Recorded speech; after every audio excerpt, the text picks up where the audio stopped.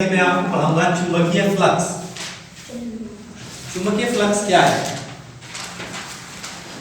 देखिए, आप जानते हैं चुंबकीय क्षेत्र ऐसे रहता है ना? जाता है।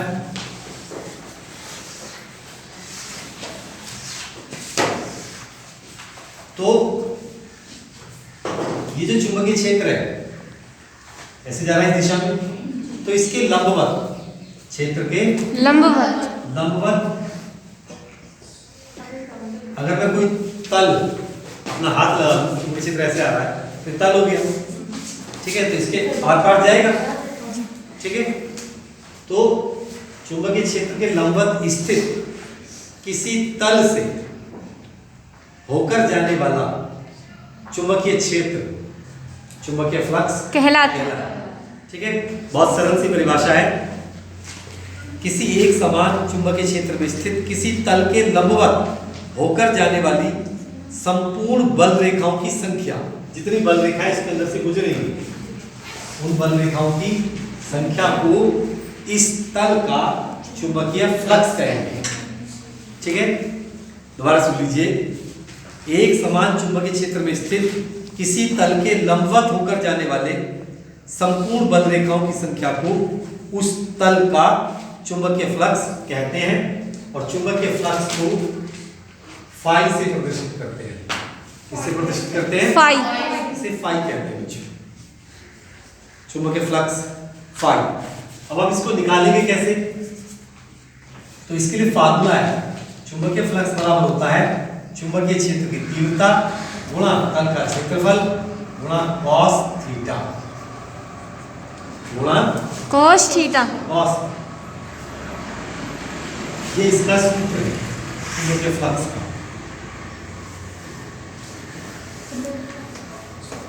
ठीक है। तो फिर जब आपने सूत्र सुना तो आप चाहेंगे कि हमें इसका मात्रक भी बताओ, ठीक है। तो चुंबकीय फ्लक्स का जो मात्रक होता है वो होता है वेबर प्रति मीटर स्क्वायर। मात्रक क्या है इसका? वेबर प्रति मीटर स्क्वायर। वेबर, क्योंकि चुंबकीय फ्लक्स का एक मात्रक वेबर प्रति मीटर स्क्वायर, ये इसका मात्रक रहेगा, ठीक है, चुंबकीय फ्लक्स का वेबर प्रति मीटर स्क्वायर।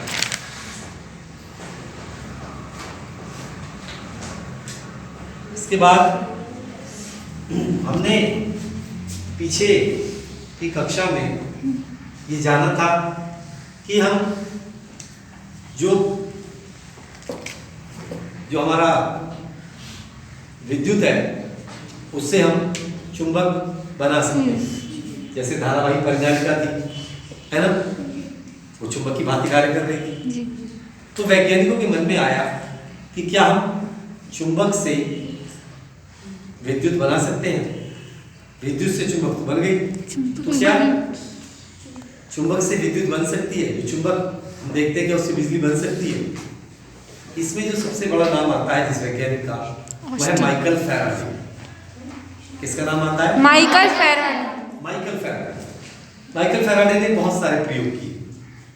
उन्होंने चुंबक ली और कोशिश करने लगे कि भाई चुंबक से विद्युत बनाई जाए, ठीक है, लेकिन बहुत दिनों तक कोई सफलता नहीं मिली। एक छोटी सी कहानी कही जाती है, पता नहीं सत्य है असत्य मेरे को नहीं पता, कि जब वो बहुत सारे प्रयोग कर चुके थे वो थक गए। जब उन्हें सफलता नहीं मिली तो उनके हाथ में जो चुंबक थी उन्होंने उसे फेंक दिया। जैसे ही उन्होंने उस चुंबक को फेंका, वो एक कुंडली से होकर गुजर गई, है ना, और फिर जैसे वो कुंडली से होकर गुजरी तो जो कुंडली में अमीटर लगा हुआ था उसमें एकदम से कुछ दिशा जैसे होती है, उन्होंने देखा ये क्या हुआ। उन्होंने फिर चुंबक उठाया, फिर फेंका, तो देखा कि अमीटर का जो मापांक है वो बता रहा है। बहुत देर तक वो ऐसे करते रहे और देखते रहे कि वो क्या रहा है। फिर उन्होंने चुंबक को अपने हाथ में ले लिया और फेंकने के बजाय उसके पास तेजी से लेके गए और तेजी से पीछे लेके आए। तो उन्होंने देखा कि तब भी विद्युत धारा प्रवाहित हो रही है परिपथ में, तो इसका क्या कारण है? उसका कारण बताया उन्होंने कि जब चुंबक कुंडली की तरफ आती है तो कुंडली से होकर गुजरने वाली जो बल रेखाएं हैं वो बढ़ने लगती है। चुंबक को पास ले जाएंगे ज्यादा बल रेखाएं गुजरेंगी, ठीक है। तो चुंबकीय फ्लक्स में धीरे धीरे वृद्धि हो रही है। चुंबकीय फ्लक्स में क्या हो रही है? धीरे धीरे वृद्धि। चुंबकीय फ्लक्स बढ़ रहा है और जब दूर लेके जाते हैं तो धारा उल्टी दिशा में बहती है। पास लेके आते हैं तो धारा एक दिशा में बहती है, दूर लेके जाते हैं तो धारा की दिशा बदल जाती है, पलट जाती है। और वो क्यों वही धारा? क्योंकि अब भी चुंबकीय फ्लक्स परिवर्तित हो रहा है, अब कम हो रहा है। पहले बढ़ रहा था, अब कम हो रहा है। तो ये जो चुंबकीय फ्लक्स में परिवर्तन आ रहा है, बढ़ना या घटना, इसी के कारण कुंडली में विद्युत धारा प्रवाहित हो रही है। अब उन्होंने क्या किया? चुंबक को एक जगह रखा और इसको आगे पीछे किया, तब भी वही होगा। चुंबकीय बल रेखाएं तो फैली हुई है, तो चाहे कुंडली को इसके पास ले जाओ, चुंबक को इसके पास ले जाओ, लेकिन जाते तो चुंबकीय फ्लक्स में परिवर्तन आएगा ही आएगा। तो उन्होंने फिर एक नियम दिया जिसे तुम कह रहे थे अभी, विद्युत चुंबकीय प्रेरण। विद्युत चुंबकीय प्रेरण। विद्युत चुंबकीय प्रेरण, प्रेरणा का नाम भी आ गया। क्या है विद्युत चुंबकीय प्रेरण? बहुत आसान है। जब किसी कुंडली से संबंधित चुंबकीय फ्लक्स में परिवर्तन किया जाता है तो कुंडली में विद्युत वाहक बल उत्पन्न हो जाता है और विद्युत धारा बहने लगती है। इस घटना को हम विद्युत चुंबकीय प्रेरण कहते हैं। बहुत सरल सी परिभाषा है, लिखना चाहो तो लिख लो। बस 1 मिनट अभी लिखेंगे। जब किसी कुंडली से बद्ध मतलब उससे संबंधित, जब किसी कुंडली से बद्ध चुंबकीय फ्लक्स में परिवर्तन किया जाता है तो उसमें विद्युत वाहक बल उत्पन्न हो जाता है। ये लिख लो। तो उसमें विद्युत वाहक बल उत्पन्न हो जाता है।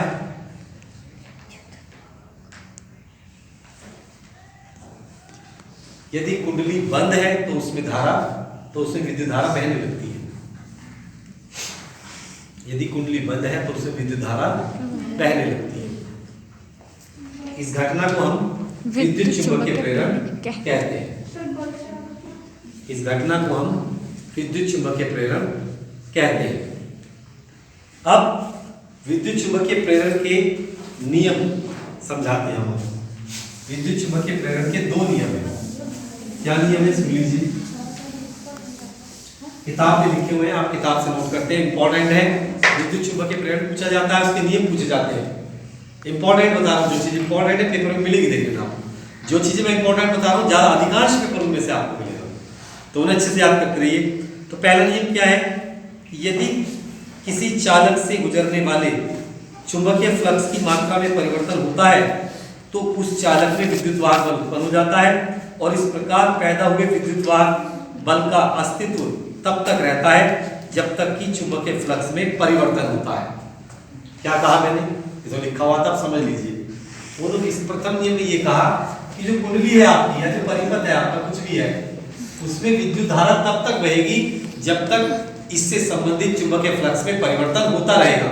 ऐसा नहीं है कि बहुत ज्यादा बल रेखाएं आ जाएंगी तो ज्यादा उत्पन्न होगा, नहीं, ऐसा नहीं है।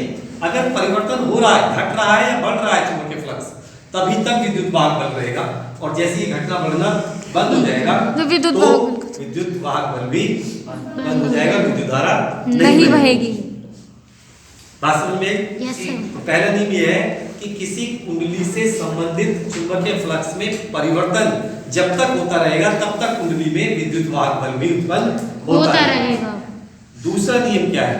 दूसरा नियम कहता है कि विद्युत वाहक बल का जो मान है वो चुंबकीय फ्लक्स की मात्रा में परिवर्तन की दर पर निर्भर करता है। जो विद्युत वाहक बल होता है उसे हम विद्युत वाहक बल, विद्युत वाहक बल किस पर निर्भर करेगा? फ्लक्स में होने वाले परिवर्तन की दर, समय दर पर। परिवर्तन के लिए डेल्टा लगाते हैं ना, अंतर के लिए, ये अंतर के लिए जितनी जल्दी जल्दी परिवर्तन होगा उतना ही ज्यादा विद्युत वाहक बल उत्पन्न होगा।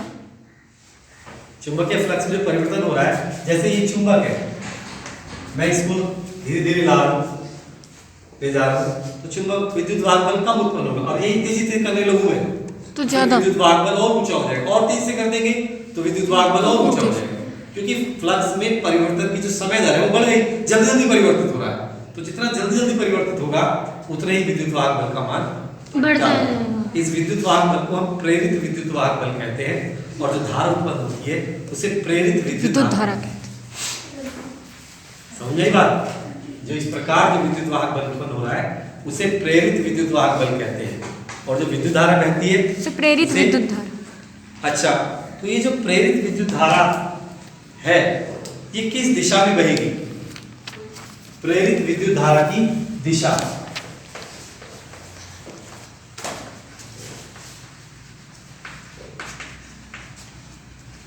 प्रेरित विद्युत धारा की दिशा,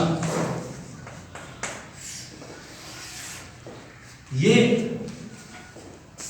प्रेरित विद्युत धारा की दिशा कैसे ज्ञात करेंगे? इसके लिए भी फ्लेमिंग ने एक नियम दिया था, राइट हैंड रूल लगेगा। सीधे हाथ की अंगूठे के पास की दो उंगलियों को, अंगूठा और उसके पास की दो उंगलियों को परस्पर क्या कर लें? लंबवत।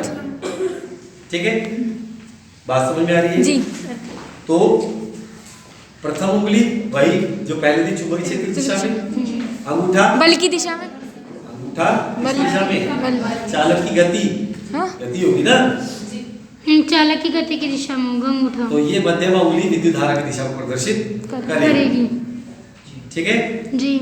बात समझ में आई या नहीं है? Yes sir. आ रही है ना? Yes sir. तो अब इस नियम का प्रयोग हम जनरेटर यानी जनित्र इनको सीखने में करेंगे। ठीक है, ये हम सिखाएंगे आपको। और देखिए बच्चों, इन्हें सिखाने से पहले मैं आपको ये बता देता हूँ कि जो विद्युत धारा होती है वो दो प्रकार की होती है।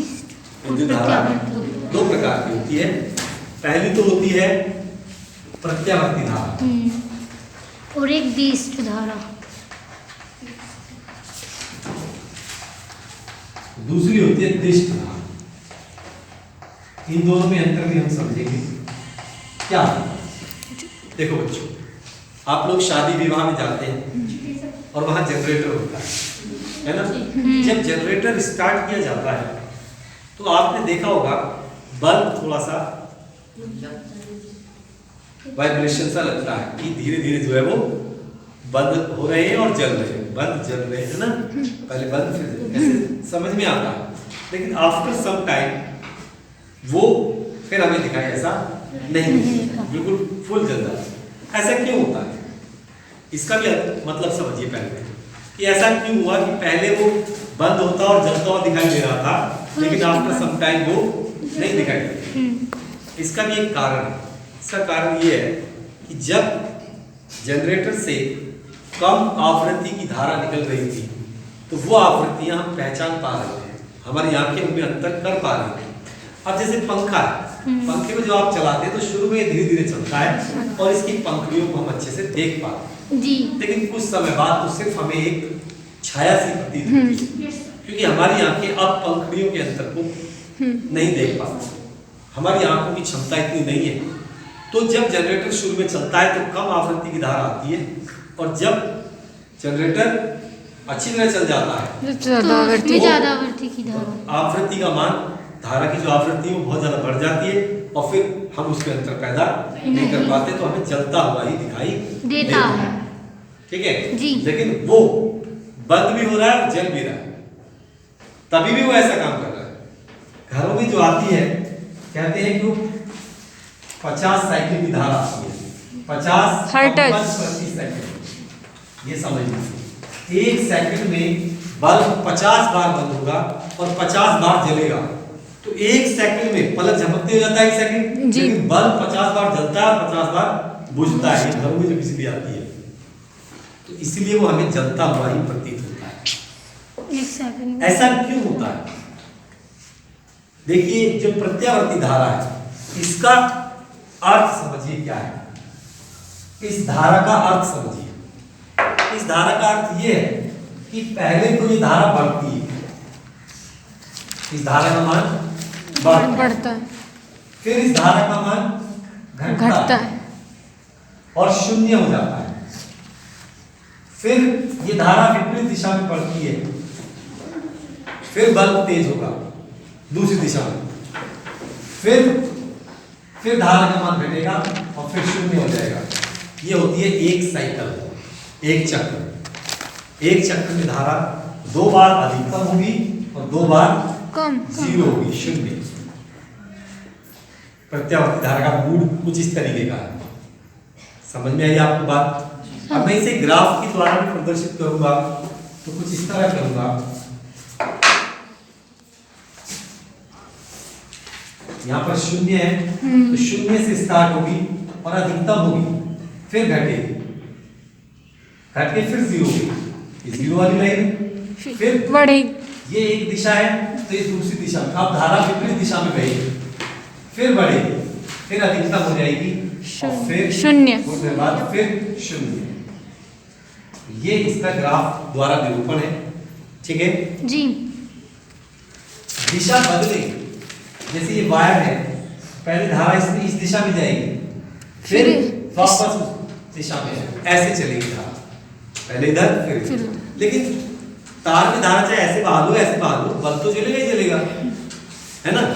विद्युत वाहक बल्ब उत्पन्न होना चाहिए, विद्युत वाहक बल्ब उत्पन्न करेगा जनरेटर।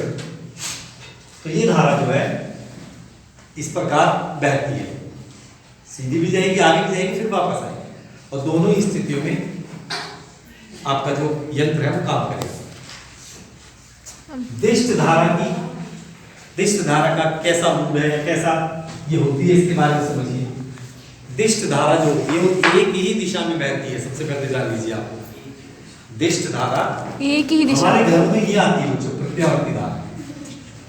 और जो दिष्ट धारा होती है वो एक ही दिशा में बहती है, पहले बढ़ेगी फिर घटेगी, फिर उसी दिशा में बढ़ेगी, फिर घटेगी, फिर उसी दिशा में बढ़ेगी, फिर फिर ये इस तरह चलती है, ठीक है।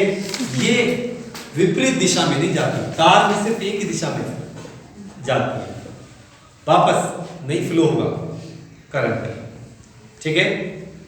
तो इसका अगर मैं ग्राफ के द्वारा निरूपण करूंगा तो कुछ इस प्रकार का होगा कि धारा अधिकतम होगी फिर कम होगी, उसी फिर दिशा उसी में दिशा में फिर अधिकतम होगी फिर कम होगी। ये इसका ग्राफ निरूपण इस प्रकार का होगा, इन्वर्टर की तरह होती है। और बच्चों प्रत्यावर्ती धारा हमारे घरों में आती है, दिष्ट धारा हमें बैटरी सेल इनसे प्राप्त होती है। आई बात समझ में आपको? जी। दिष्ट धारा और प्रत्यावर्ती धारा में अंतर आपको मेरे हिसाब से कुछ पता चला होगा। आप किताबें पढ़ के भी देख सकते हैं, उसमें भी और समझ में आएगा आपको। तो अब मैं आपको 2 जनित्र पढ़ाऊंगा, जनरेटर पढ़ाऊंगा, विद्युत जनित्र, जिनमें से एक तो प्रत्यावर्ती धारा उत्पन्न करेगा और दूसरा दिष्ट धारा उत्पन्न करेगा। लेकिन ये मैं आपको कल पढ़ाऊंगा, आज की क्लास में मैं आपको इतना ही समझाऊंगा।